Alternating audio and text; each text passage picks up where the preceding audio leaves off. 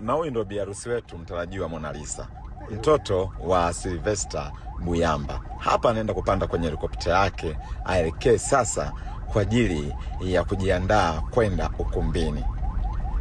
Jambo moja tu nikwambie, baba yake ni huyu hapa mbele. Ukiangalia hapo juu utaona helikopta ile pale.